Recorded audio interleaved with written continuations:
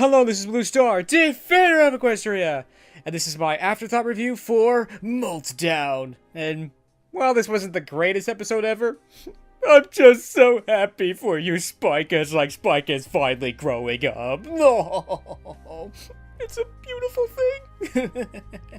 I still don't really love this episode. I think it's okay. It's not great. It's definitely one of these where there's a lot of interesting things to look at and think about, and certainly learned a lot about dragon culture. And it was okay, but it's still not that great of an episode. And it was kind of interesting going back and watching it, knowing what's going to happen. But yeah, while I was watching it for the first time, I don't really know what's going on. And Dr. Wolf brought up a point. It's like, well, why don't the ponies just go and learn more about dragons? Well, I think the reason why the ponies don't go and ask the dragons about what's going on is because they don't know what's going on. They don't think this is a big deal. It's like, oh, Spike is just having basically like pimples or a breakout or something. It'll be fine. We'll just go get some cream from Sakura and everything will be fine. They had no idea that this was going to lead to something much bigger than that. This is gonna lead to Spike growing up and getting wings. Yay! First he has to survive all his family and friends throwing him out and not get eaten by giant monsters.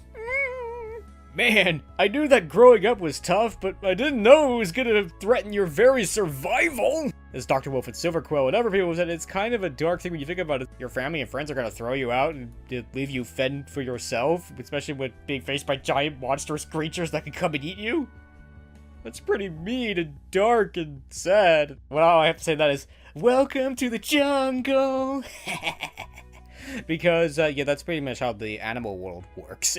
When the kids are old enough to take care of themselves, basically, it's like the mom and dad just say, bye, kids! Good luck! I hope you don't get eaten! And stuff. That's pretty much the way it works, so, I think it's also probably a self-preservation thing. The bigger dragons are probably going to be able to handle being attacked by these big monsters and everything a little bit better, but they don't want to deal with the smell or possibly get attacked and eaten by other monsters either, so that could be it, but, It's another one of these things of, if you think about it a lot, this is really dark. Well, I'm not going to think about that much then. As an adult, I don't really relate to this anymore, but as a kid growing up, I mean, all of a sudden, all these changes are happening. I think this is that fear of that, oh, people are going to not like me anymore, and mom and dad are going to throw me out, and So I have a feeling that's where those things might be coming from. I'm not really too concerned about it, because even as babies and stuff, dragons are really tough, so they'll probably be okay.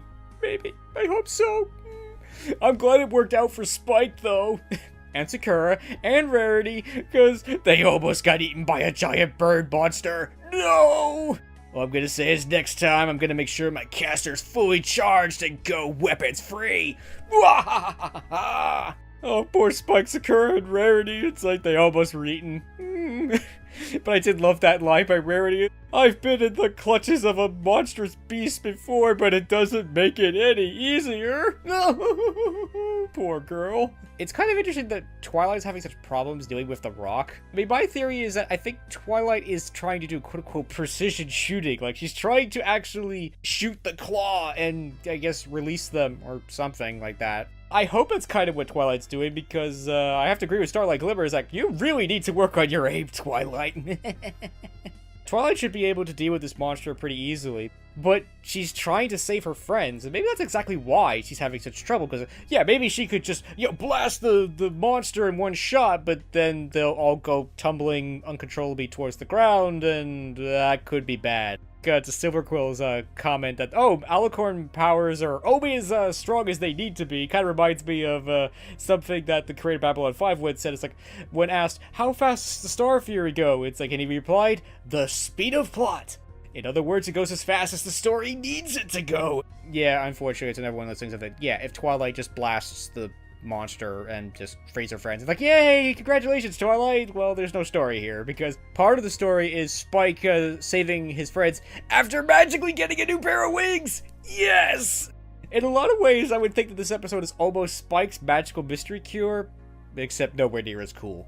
I mean, I'm happy for Spike. I think it's great that he's starting to grow up a little bit and that he got wings. Yay! But it just happens. Whereas in Magical Mystery Cure and the Cutie Mark Crusaders getting the Cutie Marks, They evolved and they grew to the next level basically by their own actions. In short, they earned this, whereas Spike, it just happens.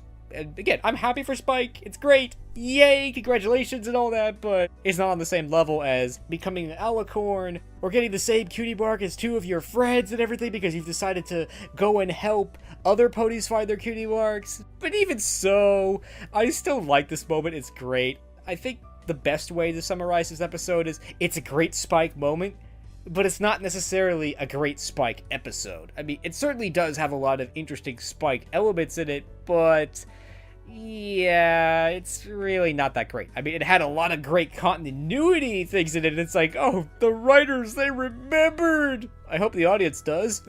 Because some of these things were all the way back in season 1 and all that stuff, so yo! But it's not enough to make this a great episode, or like, yay! You know, this episode is awesome. No.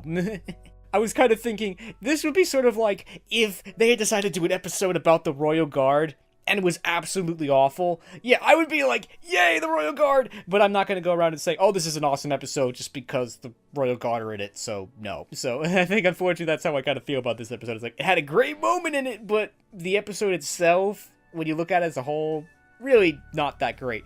I mean, it had a lot of interesting things. We learned a lot about dragon culture, and Spike is growing up, and we did get a lot of great continuity, but even so, it's okay. It's not a bad episode, it's just not a great episode. But I'm really happy for Spike, and I like it, and we did actually get to see a little bit more about Spike and Smolder. I kind of agree with Silverquill in that Smolder is neither hurting Spike or really being that helpful to Spike either, that she's kind of neutral. When she asks, have you been with ponies your entire life? And then she realizes, oh yeah, he has. It's like, oh, I'm not really sure I can help you anymore, because this is how it works in the Dragonland, so, But yeah, I don't think Smolder is mean or anything like that. She's just not necessarily knows how to be so helpful to Spike. But I thought that was interesting, but again, overall, this episode wasn't that great. It wasn't bad, it just wasn't great. While it's not one of my favorite episodes, I still like it. I'm definitely so happy for you, Spike, so yay! So that is the end of my afterthought review of Meltdown. This is Blue Star. Stay strong and pony on. Blue Star out.